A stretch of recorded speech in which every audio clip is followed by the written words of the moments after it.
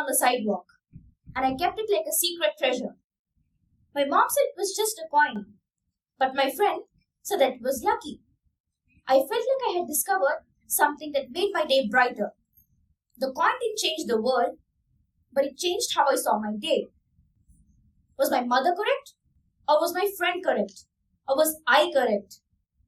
Anyways, I am Rachel, and I am just an ordinary teenager, no more than that. And I am here today to tell you all that small things look different depending on the lens we choose. Sometimes perspective can be as small as a coin, and sometimes it can be as big as a moment. A smile from a stranger, a song on the radio, or even the way sunlight falls through the window can shift how we feel. Today, I want to talk about the power of perspective. Why seeing it differently matters, especially for teens. People often tell teenagers they don't see the world clearly because they're too young or too inexperienced. But what if that's exactly the point? Lack of experience can be a strength too. Adults often see obstacles. Teens see opportunities. Adults see tradition. Teens see change. Adults see rules. Teens see questions. Here are a few examples. Two students get the same grade. One sees failure and shuts down, but the other sees a clue about what to try next. The grades didn't change. The view did. And think about sports. A player sees losing a game as proof that they're not good enough. Another sees it as motivation to train harder. And the scoreboard didn't change. The meaning did. I once stood in a crowded classroom, watching everyone stress over deadlines. I asked myself, why do we measure success by how much we can carry instead of how much we can imagine? That question changed how I approached my school projects.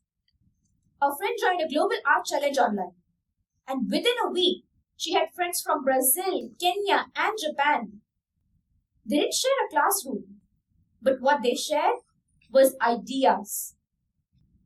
To adults, the internet may seem like a distraction, but to us, teenagers, it's a doorway. When a friend came out, I didn't see labels.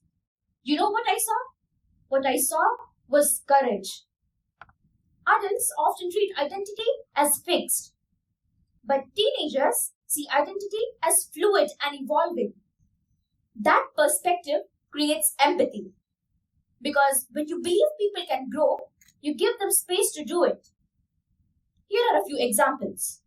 A crowded bus can be a ruined morning or extra time to listen to a new song. A text that says "King" can feel like a rejection or a rushed reply from someone who is juggling things. Missing the bus can be extra time to finish a note or call a friend. And even something as simple as rain can be seen differently. To some, it's gloomy. To others, it's refreshing. But to me, it's a reminder that the world is alive and it is constantly changing. Perspective doesn't erase problems. It reframes them. Reframing is often the first step towards solving. Here are a few habits you can use daily. Number 1, pause and name your feeling. Say the feeling out loud. Naming it gives you space to choose what to do next. Number 2, ask one question. When something goes wrong, ask yourself, what else could this possibly mean? That single question could open new possibilities. Number 3, reframe one small thing each day. Pick an ordinary moment and find one new meaning. A walk in the rain can be an excuse to dance in puddles or even a quiet time to think. Take something simpler, waiting in line. Instead of frustration, you can see it as a chance to breathe. Notice the people around you or even discover a new song while scrolling.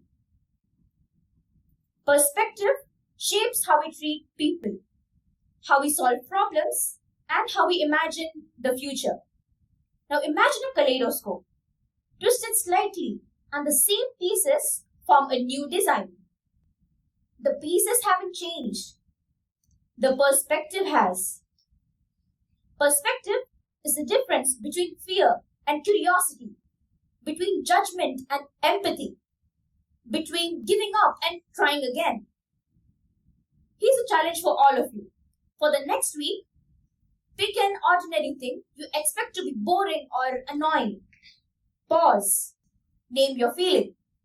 Ask one question about it and find one new meaning. Keep a tiny piece of note on your phone or on a scrap of paper. And at the end of the week, ask yourself, what has changed? Being young doesn't mean seeing less. It means seeing differently. If you choose your lens, you choose your life. See differently, and you'll find power and perspective. And maybe, just maybe, you'll find that the world hasn't changed at all. Only the way you choose to see it has. Thank you.